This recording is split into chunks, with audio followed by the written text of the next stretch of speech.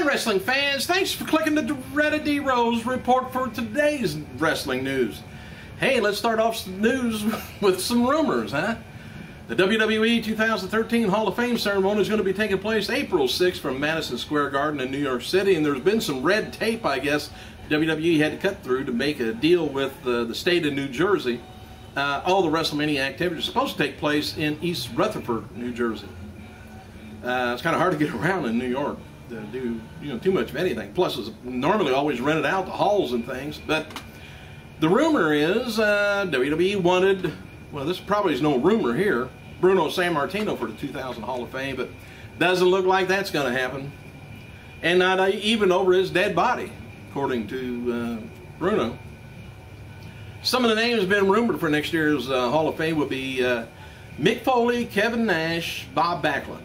Well, WWE may make another play for the Ultimate Warrior also. People who have talked to the Warrior believe that he would be open to it, but added that the Warrior's almost impossible to do business with and would be a big risk on WWE end, because if he would agree to be inducted, he could probably also change his mind. Been known to happen many a time with him. And they didn't mention Randy Savage on here, but like I say, the genius wants to have the whole family inducted, which that's okay. They can do the whole family. That's to get Randy in there. Yes. Hey, this is kind of odd too. Eric Bischoff, via his Twitter account, congratulations to Linda McMahon on her nomination. Smart, strong, experienced Connecticut voters are fortunate to have her have a legitimate leader. Whoa! And then he did this right after that. Some people who work closely with Triple H believe that as he gets more power in WWE, he will be more focusing on tag team divisions, putting the Diva division on the back burner even more than what it is now. And it should be noted that Triple H has never been high on women's wrestling. I don't know whether that's got to do, maybe Stephanie put it in his ear or what, but WWE's been adding a lot of new women developmental talent as of late. Most of the new recruits are men, though, not women, since Laurinaitis has been out of power. Days of recruiting models from agencies seem to be over as of Kelly Kelly. But Kelly Kelly's been a hell of a, she come from an agency, but nothing wrong with that. As noted before, a talent meeting was held on Monday before Raw, and the word is nobody really spoke up, after everything that was said backstage last week. And talent were told to use common sense on all dealings, mainly when it comes to social media, and they were outright told that any kind of exorbitant comments or racial remarks will not be tolerated. And it was also being pushed that the company is PG programming, by the way. The idea is anything that anyone does should be in good taste to children and should not be said if it's not. Officials didn't use those exact words, but the message was kind of that way.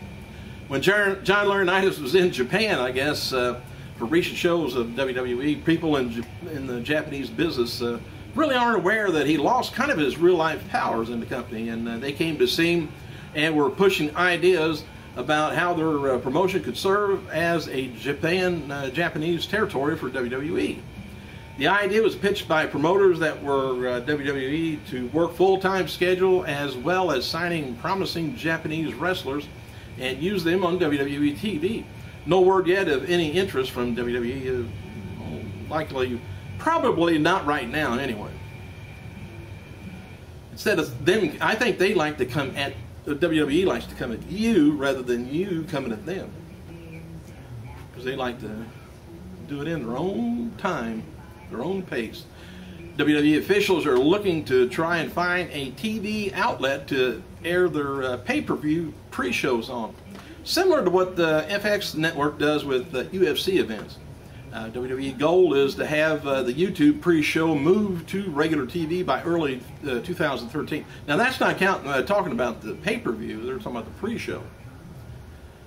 They also want to have a UFC-like 1 hour countdown before WrestleMania 29, similar to the special they did for The Brock versus Cena.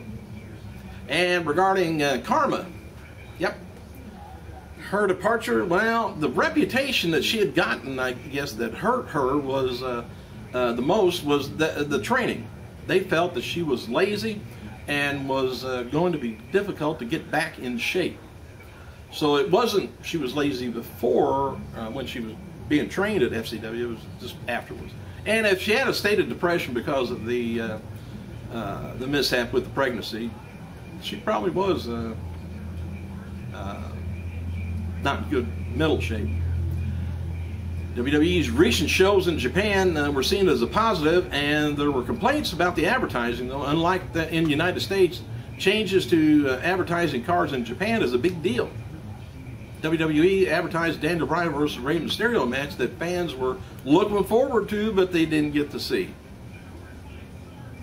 Now, we don't exactly like it either.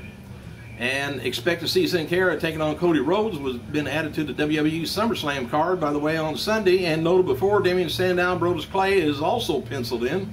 And if both of these matches happen, that would bring the SummerSlam card to 10 matches. So it's going to be not as long a match as normal on pay-per-views, including the pre-show match.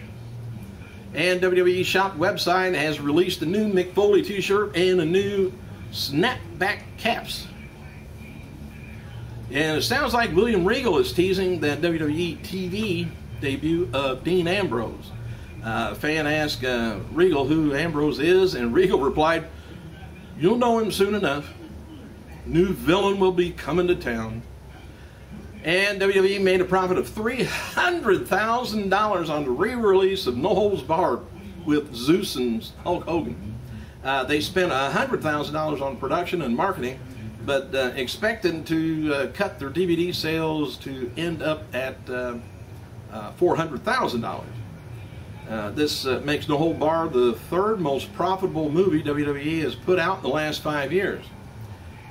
And so you need to bring out more old movies. Apparently people don't like the new ones. WWE Champion CM Punk recently filmed a commercial for Combo Snacks. Not sure what that is. Actor Chris Christopherson's son Jody is now working in WWE developmental under the name of Garrett Dillon. He lost to Xavier Woods in a dark match on August 9th at the NXT taping. So when I say Garrett Dillon, that's him.